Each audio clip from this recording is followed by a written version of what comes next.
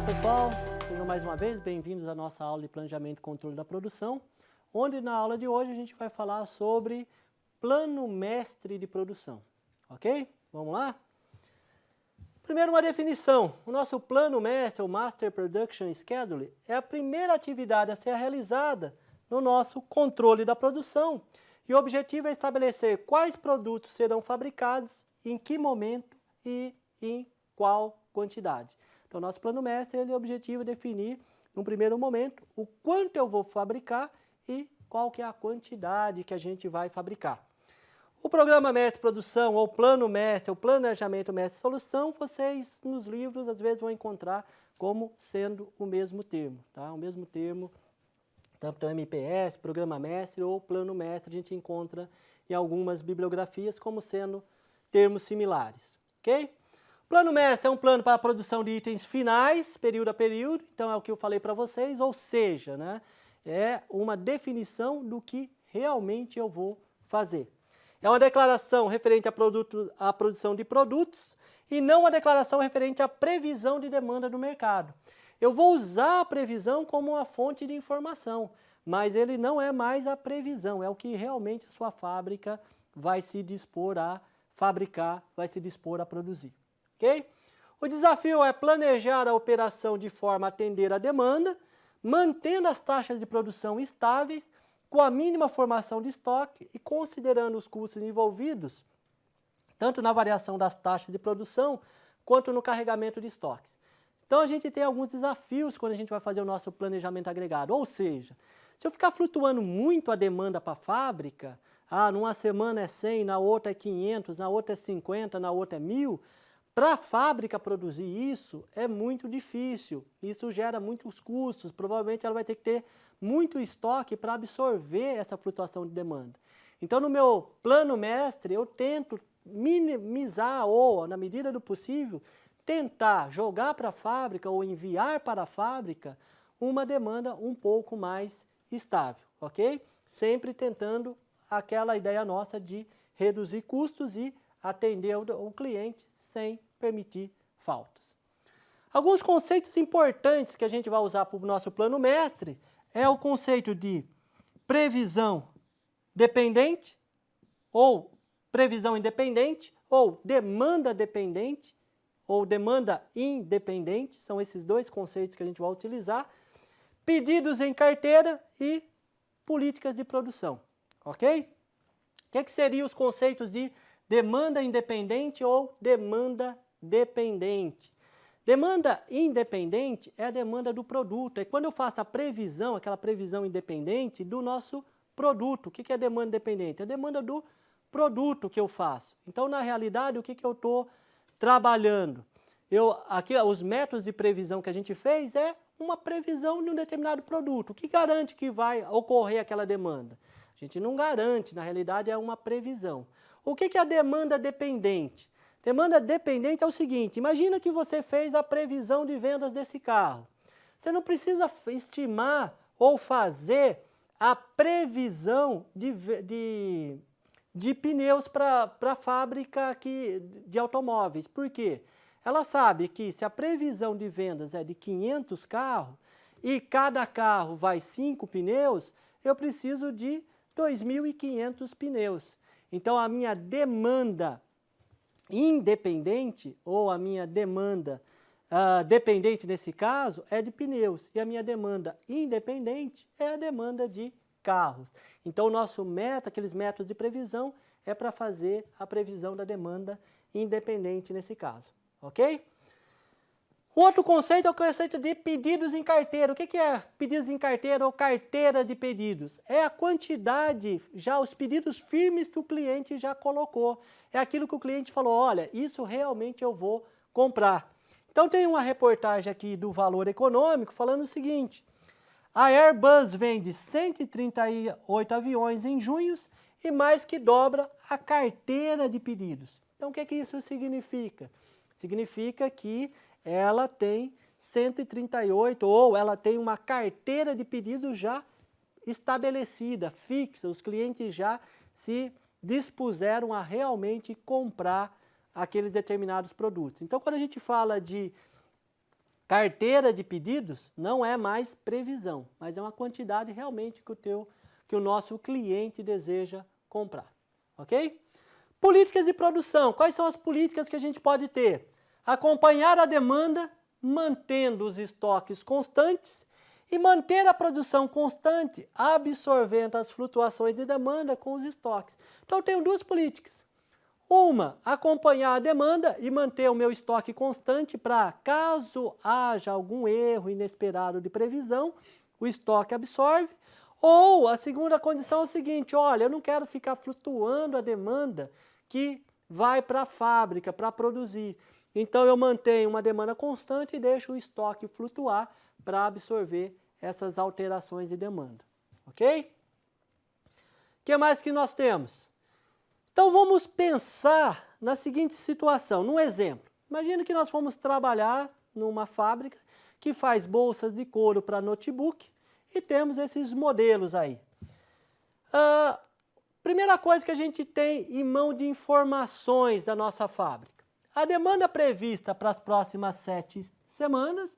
Então, para a nossa fábrica de bolsas, a primeira coisa que nós temos é a quantidade de bolsas que está sendo previstas de serem vendidas. Os pedidos em carteira, a gente também já tem o que os clientes já se comprometeram a efetivamente comprar ou já se comprometeram a comprar. Eu tenho a previsão e aquilo que já está seguro em carteira. Tem o estoque inicial e o tempo de fabricação de produto. Então, eu tenho o estoque inicial de produto e o quanto demora a fabricar o meu produto. O que mais que a gente tem? Então, a gente tem lá, na nossa tabela, demanda prevista. Olha, para a semana 1, a gente tem uma demanda prevista de 45 bolsas. Para a semana 2, eu tenho 57. Semana 3, 38. Semana 4, 41. 5, 50. 6, 36.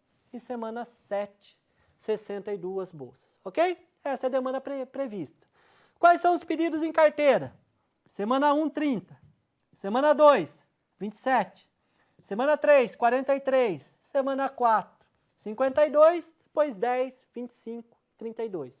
Então, tenho a previsão de demanda, da minha demanda independente, e tenho os meus pedidos em carteira que o cliente já se comprometeu a comprar, esses aí já estão seguros. Ok? O que mais que a gente tem? O estoque inicial disponível, ou seja, eu tenho 180 unidades de bolsa lá armazenado no meu estoque e eu sei que para produzir uma bolsa na minha fábrica demora uma semana. Ok? Tendo isso em mãos, o que a gente vai fazer com isso? Antes que a gente se desespere, o que eu consigo trabalhar com essas informações? Tem a seguinte situação, essa informação, previsão da demanda independente, é aquela primeira informação que a gente já tinha, 45, 57 e 38. Pedidos em carteira, 30, 27, 43, a gente já tinha essa informação. E aí a gente vai ter agora a demanda considerada. O que é a demanda considerada? Eu vou fazer a seguinte análise. Se a previsão de demanda é maior do que a quantidade que está em carteira, eu considero a previsão. Se os pedidos em carteira são maiores do que a previsão, eu considero pedidos em carteira. Vamos dar uma olhada como fica? Na semana 1. Semana 1 eu tenho o quê? Que previsão é de 45 unidades. Pedidos em carteira é 30. Ou seja, a previsão é maior do que o pedido de carteira. Então, eu vou considerar que a demanda vai ser de 45 unidades. Vamos para a semana 2? Previsão é de 57. Pedidos em carteira, 27. Então, a minha demanda considerada vai ser o maior valor, 57 unidades. Semana 3, demanda prevista, 38. Pedidos em carteira, 43. Opa, peraí, aqui mudou, Alessandro, quer dizer que os pedidos em carteira já estão maiores que a previsão. Então, eu considero o pedido em carteira? Exatamente. Então, a demanda que eu vou considerar agora são dos pedidos em carteira. Semana 4 vai acontecer a mesma coisa. Pedidos em carteira é maior, pedido em carteira, do que a previsão. Considero pedido em carteira. Então, na minha terceira linha, eu tenho a demanda que eu vou considerar para fazer aí o meu plano mestre de produção, ok? Para o meu primeiro cenário, eu vou considerar o seguinte ponto: fazer uma produção que acompanhe a demanda, então eu vou flutuar a minha produção acompanhando a demanda, não tenho um lote mínimo de produção e o estoque de segurança é zero, ou seja, pode zerar o estoque que não haverá problema nesse primeiro cenário. Vamos ver como fica? Então vamos lá, fazendo as contas. Demanda considerada, 45. O estoque inicial a gente tem que é de 180. 180 menos 45 vão sobrar na primeira semana 135 bolsas no estoque. Preciso ter alguma coisa, então, no meu plano mestre, produzir alguma coisa? Não. Meu estoque, a nossa política, o estoque pode ser zero, tá ok. Semana 2 eu tenho 57. Quanto eu tenho da semana 1 que sobrou de estoque? 135. 135 menos 57 vão sobrar 78 bolsas em estoque. Preciso produzir alguma coisa? Segundo a minha política, não, porque o meu estoque pode ser zero, então a semana 2 também não consta nada no meu plano mestre de produção. Semana 3, preciso de 43, tenho 78 em estoque. 78 em estoque menos 43 vão me dar 35. Então, também na semana 3 não consta nada no meu plano mestre de produção. Semana 4, preciso de 52 unidades. Tenho somente 35. Quantos estão faltando? Se eu tenho 35 e estou precisando de 52, estão faltando 17 unidades. Então, eu preciso que a fábrica produza para mim 17 unidades, para que 17 mais 35 vão dar 52. Ou seja, eu vou zerar o meu estoque, ok? Na semana 4 o estoque zero e a fábrica precisa produzir 17 unidades. Na semana 5 eu vou precisar de 50, mas quanto eu tenho estoque? Zero. Se eu tenho estoque zero, eu preciso que a fábrica entregue 50, por quê? Porque a minha política era acompanhar a demanda. Então, eu vou produzir 50, o estoque agora continua em zero. Daqui para frente, a quantidade produzida é exatamente a demanda. 36, preciso produzir 36 e o estoque permanece em zero. 62 vai ser a demanda, 62 eu produzo e o estoque vai ser em zero. Então, no meu última linha, no programa mestre de produção, eu tenho que na semana 1 eu não produzo nada, 2 nada, 3 nada, 17, na semana 4, 17, semana 5, 50, semana 6, 36 e na semana 7, 62. Ok? Simples. Vamos fazer um segundo cenário. Considerar um lote de produção fixo de 50 unidades. Peraí, Alessandro, o que é um lote de produção fixo?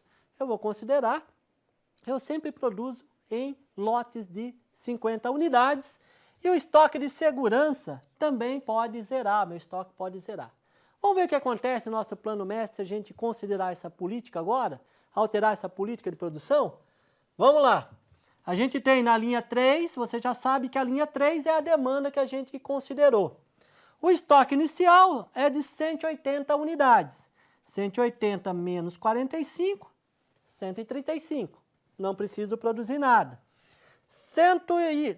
Para a semana 2, preciso de 57, 135 em estoque, menos 57, sobram 78, não precisa produzir nada. 78 menos 43, que é o necessário na semana 3, sobram 35, não precisa produzir nada. Começa a produção na semana 4. O que vai acontecer na semana 4? Preciso de 52. Na nossa política anterior, a gente tem 35 em estoque. Se fosse seguir a política anterior, a gente produziria 17. Mas agora eu tenho um lote de produção que a gente está considerando que eu sempre produzo em lotes de 50, um lote fixo de 50. Então vamos lá. 50 é o mínimo que eu produzo, 50 mais 35, 85. 85 menos 52, vão me sobrar 33 unidades no meu estoque. Vamos para a próxima semana? Preciso de 50. Quanto que eu tenho em estoque? 33. Então eu precisaria de mais 17. Mas eu não produzo menos do que 50, Alessandro. Eu sempre produzo em 50.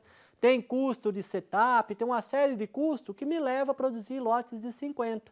Ok, então eu vou produzir 50 na semana 5, 50 mais 33, 83, menos 50, sobram 33. E para a semana 6, mesma coisa. Preciso de 36, produzo 50, 50 mais 33, 83, menos 36 unidades, sobram 47. E para a última semana, 50 unidades mais 47, 97, menos 62, vão dar as 35.